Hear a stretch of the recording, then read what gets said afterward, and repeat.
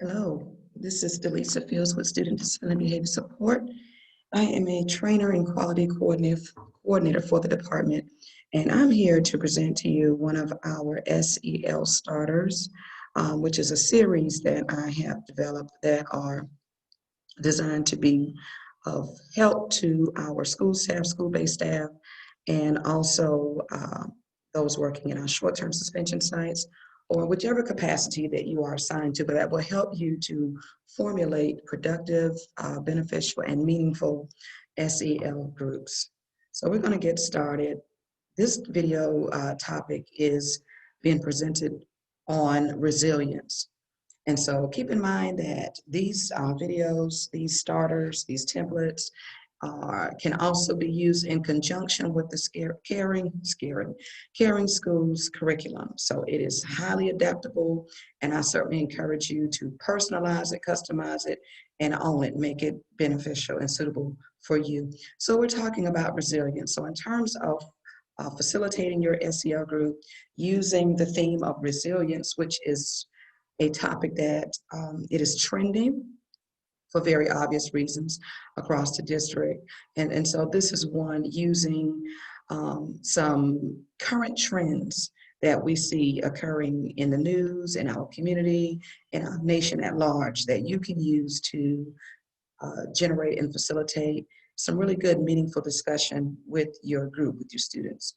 So again, this starter will work well with the solving conflict unit in the Caring Schools curriculum. So if you have access to that, using this video along with the procedures outlined in that handbook, you should be able to come up with some really good content for your social emotional learning circles. So this topic is featuring Ronnie Long. I'm not certain how familiar you are with Ronnie Long, but he had most recently been released from prison for a crime that he did not commit. So there are a lot of dynamics that are surrounding this particular story that you don't necessarily have to get into, okay? The gist of it is this gentleman endured 44 years of imprisonment, false imprisonment, but he was able to he was resilient in that he had the support of his family and friends. And so that's the theme that we want to drive home to our students is recognizing that in life we are going to be bombarded with challenges, with conflicts, with all types of issues. And so it's very important to have a good support staff. I call them human resources or human capital. It's good to have people in your corner that can support you, that can encourage you, motivate you, inspire you, even advocate for you, which is what Mr. Ronnie Long had. And we'll get into that in just a minute. So I like to begin, usually I begin my SEL circles with a check-in. And so we'll talk about that a little bit later. But it's good when you're introducing a theme to your group to just talk about that and at least provide some type of basic foundation for what that theme is going to be about. So we're talking about resilience. And so what I would do and what, I'm providing this example for you is to poll your group or your class and ask your students, what does resilience mean? And then that's going to give you an idea of what their knowledge base is, what their experiential base is in terms of resilience, and they're going to come up with all kinds of answers. And you're just gauging to see how much time you need to put into defining what resilience is. If you've got a group who understand it and they can give you some really good examples of resilience, even with their own personal resilience of someone that is in their immediate circle of influence, then that's good. But there may be times when the group, your students just don't know. They have no idea what that word means, even though they are resilient. We all are resilient, but they may not have an understanding of what that means. And so then you want to take the time to provide them the proper definition. And I use the Oxford Dictionary and define resilience as the capacity to recover quickly from difficulties or from or being tough, right? So just using a very general or generic definition of resilience so that we're not being too wordy and too lofty, but bringing that definition down to where our students can grasp it, can embrace it, and begin to produce some good conversation around that particular topic. So as you have defined resilience and the students have had an opportunity to share what they feel or what they felt that resilience means, then you want to move on into the discussion on it. You're doing the work, you're laying the work for the primary theme or the meat of the central theme or central focus of your group. But you want to put the work in, right? You want to kind of lay that groundwork and continue to drive home the definition of resilience and getting your students excited about talking about experiences that they've had being resilient. So, you want to ask the question, who do you know has demonstrated resilience? And so you're going to poll your students and have them share some brief stories because you want to, I often say the students own the group, but you control the group. So you want to allow them the liberty to share, definitely facilitating a non-judgmental, safe place where they can share as long as they're not being offensive or hostile or what have you. You want to set your norms in place so everyone understands what the expectations are. And so then you're going to move into giving them an opportunity to share. Who do you know has demonstrated resilience? And so they may share, well, mom lost her job. As a matter of fact, at the time of press, there's a great shift in employment happening with our airline industry. And so we may have students who are being affected by a potential layoff, having a parent laid off or furloughed. And so there's going to be some income issues, challenges, income deficits in the household. And so it's going to be a call for resilience. We're going to have to, as a family unit, how do we bounce back? What do we do? What do we cut back on? What do we, do we venture into another training or a career field or what have you? So, looking at how we bounce back, the toughness, how do you face the difficulties of life and keep going? How do you keep that momentum when you're faced with so many obstacles and faced with rejections or doors are shutting in your face? How do you deal with that? And as we provide these discussions with our students, we're laying a framework for handling conflict as they grow, as they become young adults, especially in turbulent times. And even as we're in right now, the homicide rate in our city is astronomical. And so we're having there's a challenge and there's a crisis with our community citizens who don't understand resilience, who aren't resilient, who don't know how to bounce back, who don't have the toughness, who are looking for easy ways out. And so we have a phenomenal opportunity to have these conversations with our students. And so that when they face conflict and that when they face challenges, they have been equipped with being resilient, how to be tough, how to make good decisions, which is also a SEL competency, responsible decision-making skills. How am I going to make a good decision in this season or in this period or in this time of crisis? What can I do? How do I bounce back? So you're going to give them time to share either their personal stories or maybe some stories about their family. And so I'd like to move into using, again, current trends. And many of our books are written, some of them are dated, and just being honest, some of them are not connecting our students.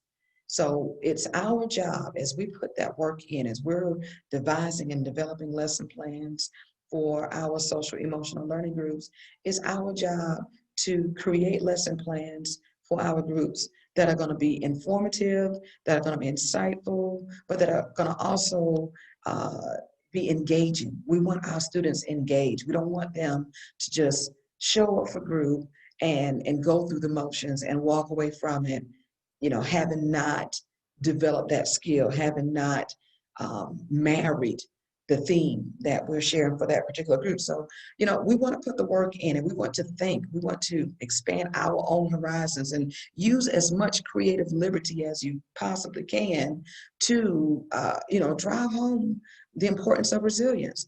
And so I took the liberty of searching for 2 movies. This one in particular is a movie by, it's Forrest Gump. And so I'm using a movie that most people, I mean, if you've been on the earth for the last couple of years, you've heard about Forrest Gump. It's an older movie, but you know, it's very popular. One of those classics, right?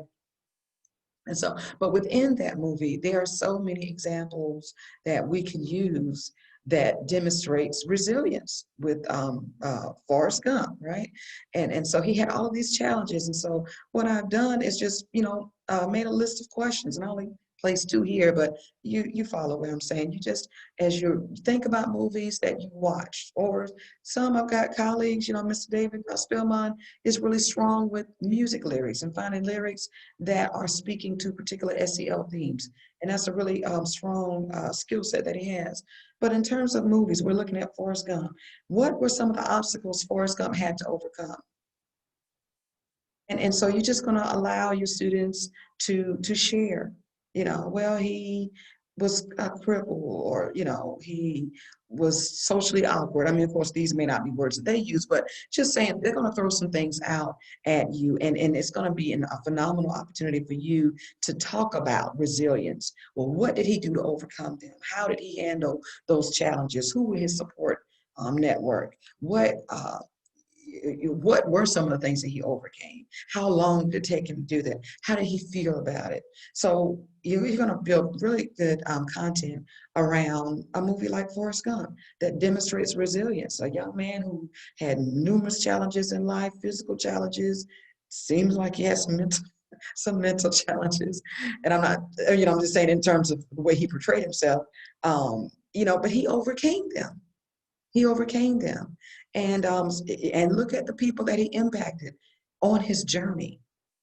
So very good movie about resilience. And then we'll move on to another hot movie that's trending with our middle school and teenage students is The Hate U Give. And this is another movie. This young lady, Star Carter, witnessed her friend being murdered, and it was a cover up and all of that. So what were some of the obstacles that she had to overcome? She had to overcome media. She had to overcome law enforcement. She had to overcome her own fears, her insecurities. She had family dynamics. There was a blended family. So there was a lot that this young lady had to confront, had to challenge, but she overcame them.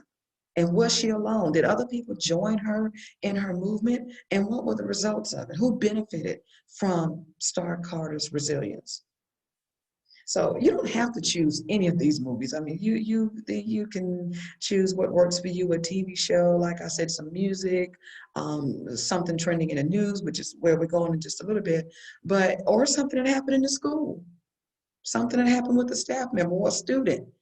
And we just recently had a staff member, I think two now, but one who was teaching and was undergoing cancer treatment, so was undergoing chemo. That's resilience. So we can certainly pull some up and close examples to demonstrate and to teach resilience to our students. So here I have included our feelings check-in. As I stated, normally when I'm facilitating groups, I will do a feelings check-in at the beginning of the group and one at the end. And that's so that I can kind of check the pulse on where my students are, and I'm sharing where I am, because sometimes I'm not in a good place. And then again, the resilience, overcoming some of my personal challenges.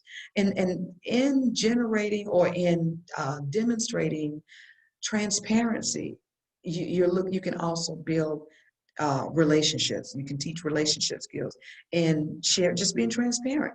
There have been times when I would check in with my feelings, and I've been married for a long time. I have 5 grown children. And so let me tell you, some days are rough. Some days I just want to just go away. So there may be days that I report to group and I'm in the blue, and we'll go ahead and get here so you can follow me where I'm going.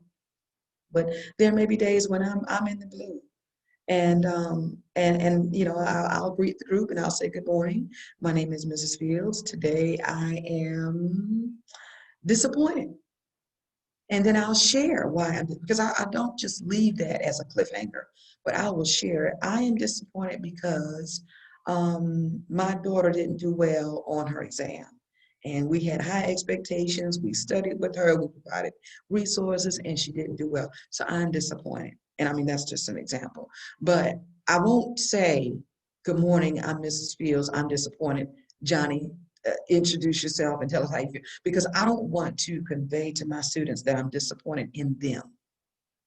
So I don't leave it as a cliffhanger. Well, I'm embarrassed. Well, why are you embarrassed?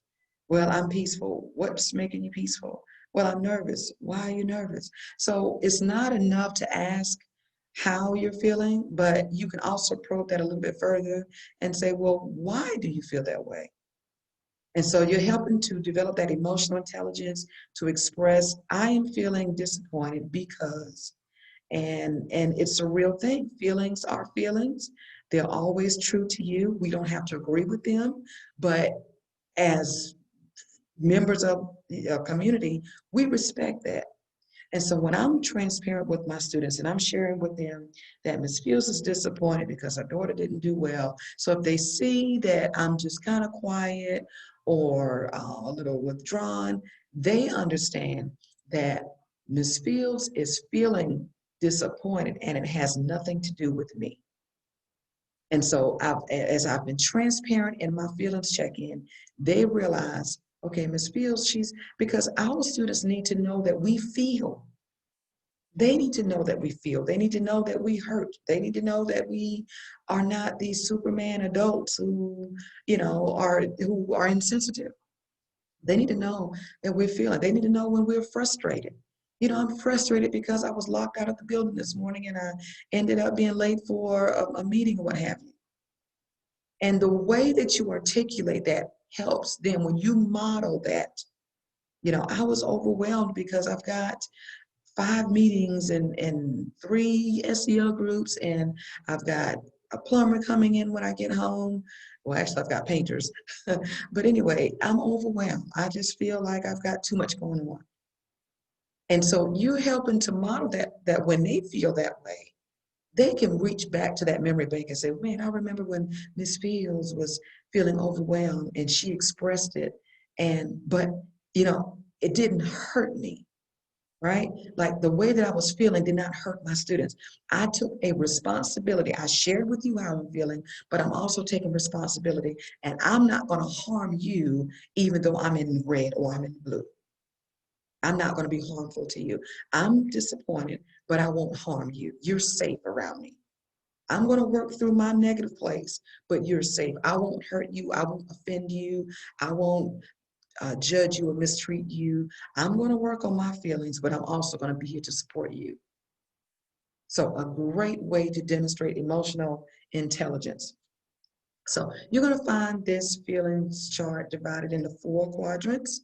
You've got, you see here, we've got this energy continuum, and we've got our pleasantness continuum.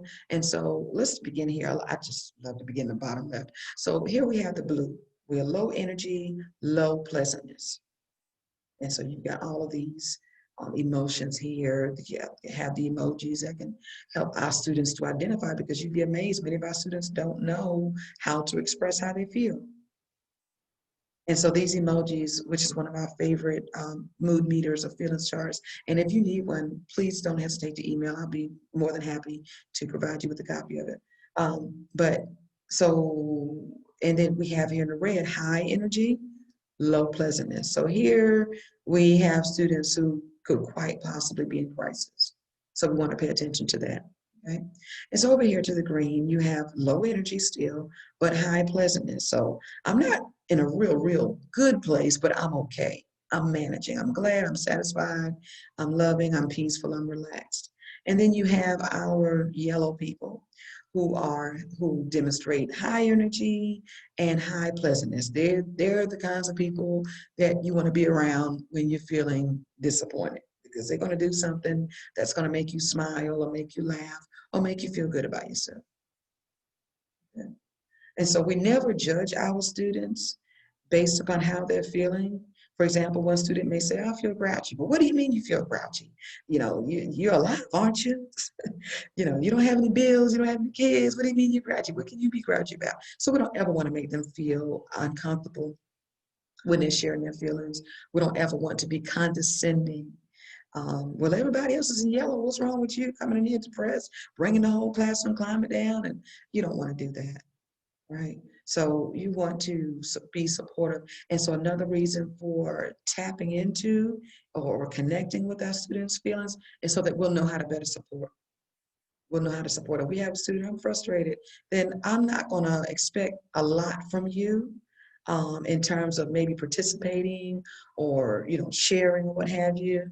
I'm going to support you, and then I'm going to do the very best that I can to move you from red down, down, once de-escalate. At least if I can't get you, my goal is to get you here. Okay, I really want to get you here, but I definitely want to get you from right here. Okay, and so I'm going to have to put the work in. Once you express to me how you're feeling and you're here or you're here, then it's my job at that point to move you. I like to say, walk you across the street, get you to the green. May can get people to the yellow, but I at least strive for green. Just get you to a good, content, satisfied place. Okay, so that's our feelings check-in. So let's dive into the story, our theme, the Ronnie Long story. Again, I'm not going to assume how much you know about Mr. Ronnie Long, and this is certainly not a political thing. People have their feelings about what have you, about what happened, and they're certainly entitled to that. My goal is to use, let me back up for a minute, is to use his experience, to use his journey as a lesson, as a teachable moment on resilience. So keep that in mind, because you may have students who say, well, if that was me, I would have given up, or he should have stayed in there because they said he did it. And you're going to have all of that. So you just want to be mindful of, again, allowing your students to control the group, but you want to allowing them to own the group, but you want to remain in control. So when you see conversations skewing and moving and drifting, you want to hold that back and say, hey guys, let's get back on the topic.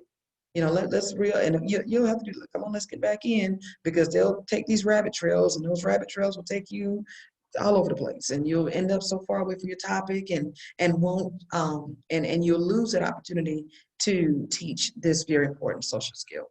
So you want to start with, who is Ronnie Long? This is a report from CNN. A Black man is freed from prison 44 years after he was wrongly convicted of rape. Long, now 64, was accused of raping a white woman. An all-white jury found him guilty of rape and burglary in 1976, and okay, I'm sure that shouldn't be there, and sentence him to life in prison. And so you have Ronnie Long here, and you have, I'm assuming this is his attorney or some type of legal staff or what have you. So a couple of things that you want to point out, and you can use this picture to demonstrate. Even though this appears to be racially motivated, and we're in that climate, right? We're in that climate of racial injustice and things of that nature. If you do the work, you can use this to talk about that, the importance of being fair, equity, fair, a treatment, due process, fair trials, and all that good stuff. If you do the work. If you haven't done the work, I would encourage you to, because we don't want you to base a conversation off of your opinions or hearsay. You want to have facts. Always when you're presenting SEL groups with trending topics that may be controversial, do the facts. Matter of fact, I have a SEL starter video on, it's either relationship skills, I believe it's relationship skills, and I talk about that. So you want to just take a look at it.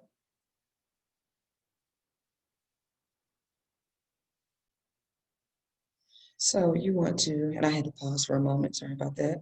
But yeah, in one of my videos, I'm not sure if it's the relationship skills video or not, but I talk about putting that work in. Self-management, that's what it was.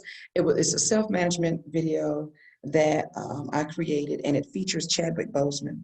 And so you'll find that I pulled out some material from our Karen Schools handbook on, I think it's dealing with tragedy.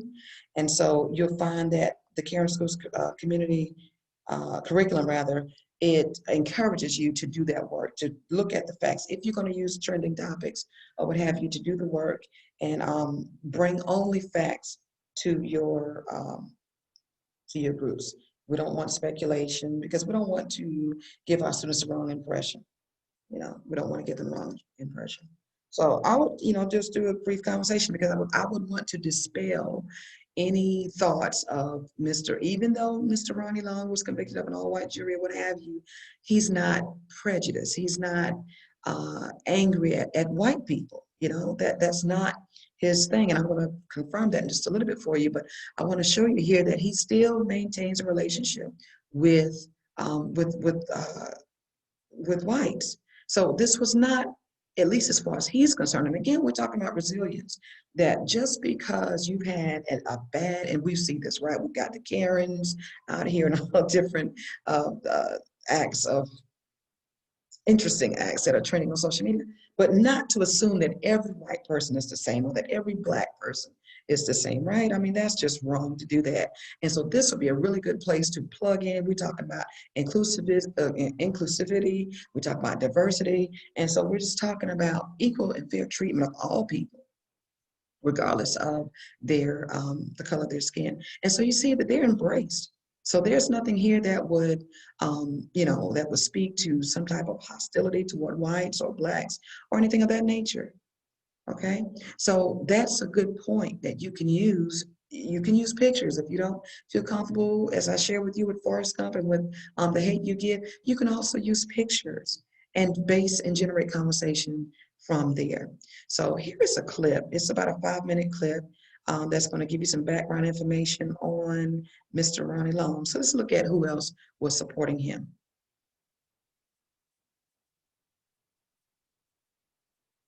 Ronnie Long being released. We're going to take that live picture right now if we can. He is coming out at this moment. We could hear the screams across the newsroom. So just on background, 44 years in prison. Everybody just pulling this mask off so that I can talk to you. I just talked to you about Ronnie Long being released. We're going to take that live picture right now if we can. He is coming out at this moment. We could hear the screams across the newsroom. So just on background, 44 years in prison he has been for rape the courts say he should not have been convicted of.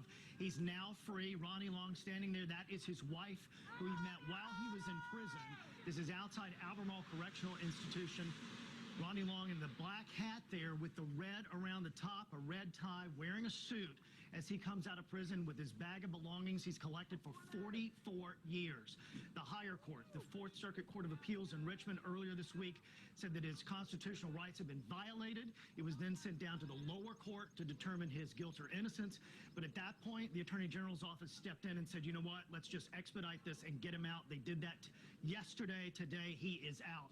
You can see they're in a hurry to leave, too. That is his wife, Ashley. That's Ronnie Long in the passenger seat getting in right now. We know his attorney, Jamie Lau, with the Duke Wrongful Convictions Clinic, has been working on this for years and years. He is there as well. Ronnie Long, now a free man after 44 years. He was convicted of rape by an all-white jury. The evidence was suppressed, including footprints, including hair samples, including fingerprints that could have let him go free once he had been arrested.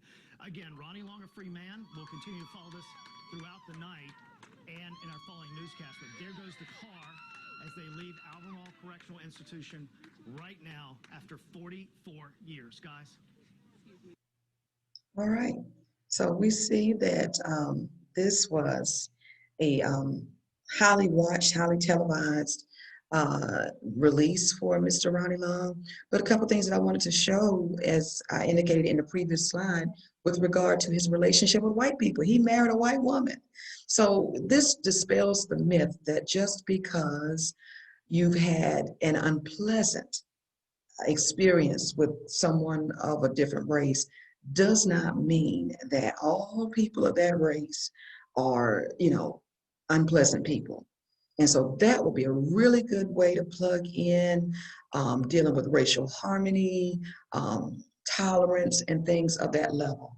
But again, you would need to do the work on that, right? So we're talking about the resilience. What were some of Ronnie Long's challenges? They share that in the little clip that we watch on the news. How important is support from family and friends when facing a crisis? We talked about, what was his name? Forrest Gump. We talked about Star Carter And now here we have Ronnie Long, three individuals who faced extreme challenges from one degree to another, but they had support from family and they had support from friends, which were crucial and which were very instrumental in their resilience, in their ability to be tough, in their ability to bounce back.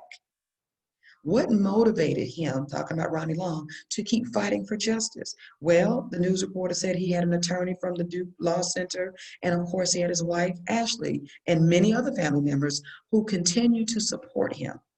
And so when we have students who are going through crises or their families are going through crises, we want them to understand it's important and it's okay to lean on a friend. It's okay to lean on a staff member or some trusted adult to help you get through those tough times. It's okay. Sometimes we need that.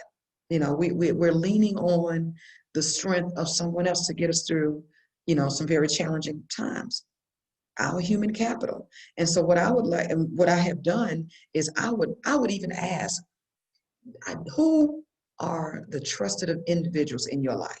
It may be their parents, it may be their older siblings or other family members, maybe staff, maybe someone in the community, maybe someone in their church, maybe someone on some athletic team or coach or what have you. But it's important to get students to understand that they have a support base, that they have someone, may not be a whole lot of people, but if you have at least one support person, then half of that battle is won. You've got someone who can motivate you, encourage you, push you, and keep you moving forward. What would have happened if Ronnie had given up? He'd still be in jail in Albemarle. There still would be cries for injustice. So why is having resilience important? Resilience is important because we as humans are going to face conflict, we're going to face challenges, and we have to learn this resilient skill set to emerge, to survive, to thrive, and to keep moving, to keep pressing forward. And so that's not just a skill set that our students have. We need that, don't we, as staff members in a pandemic, virtual learning, educating our own families at home, or if you got college students like I do, or if you have a significant other, a spouse or partner, and the challenges and conflicts that comes with that, you need resilience. You need to learn how to bounce back, how to get back on track when life throws those curveballs and you're detoured and you got potholes and all kinds of things, sidewalks run out, and you're walking in the street trying to get to your destination. But it is important to develop that resilience, as adults, certainly, but definitely to promote resilience to our students. So in closing, you want to encourage your students to be resilient. You want to sum that up with Forrest Gump. You want to sum up resilience with Star Carter, and you want to sum up resilience with Mr. Ronnie Long. And you can use other examples or totally, whatever you decide to use. But you want to sum up your circle, make sure that the students, have a working understanding of what the group discussion was about, and then task them with locating their support person, as I stated, who's your trusted person, who forms your human capital team, your human resource.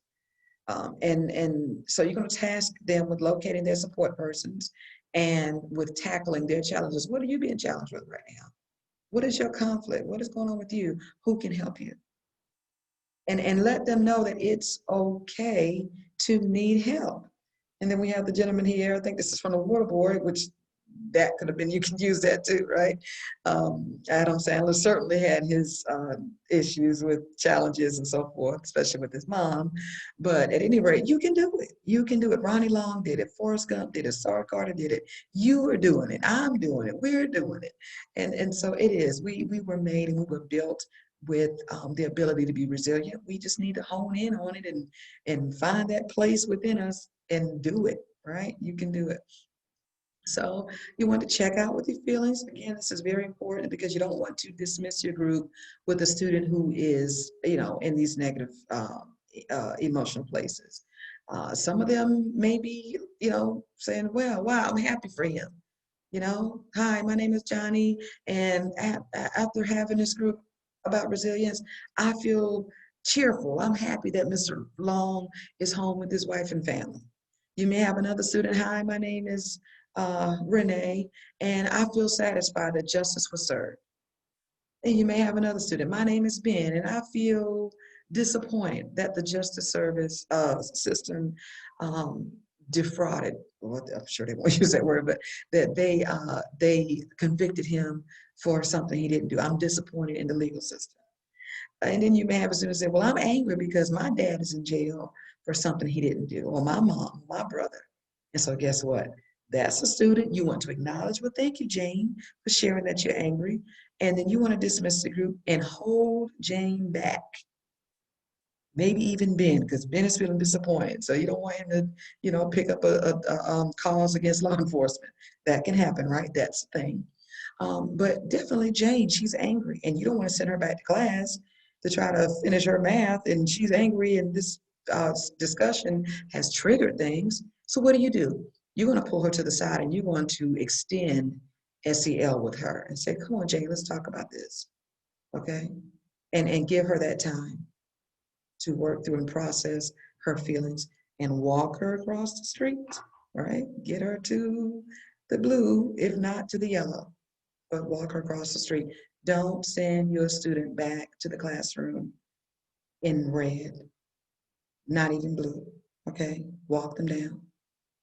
All right, well, listen, this has been an SEL starter. We talked about resilience, and we used many examples that can help you build your own SEL groups as you develop your group lesson plans. We just wanted to provide you with some materials, some ideas, and some tools that you can use to facilitate some meaningful SEL groups. So again, I'm Delisa Fields. I'm a trainer, quality coordinator with SDBS, and I would love to hear from you if you have any questions or concerns, or if you would like some additional resources. Perhaps you need some assistance with developing your own group plans. I'd love to hear from you, and certainly would look forward to serving you. So please reach out. You can also reach out to my colleagues. You can reach out to Mr. David Spellman or to Mr. Moses Balls, and we will do our very best to support you.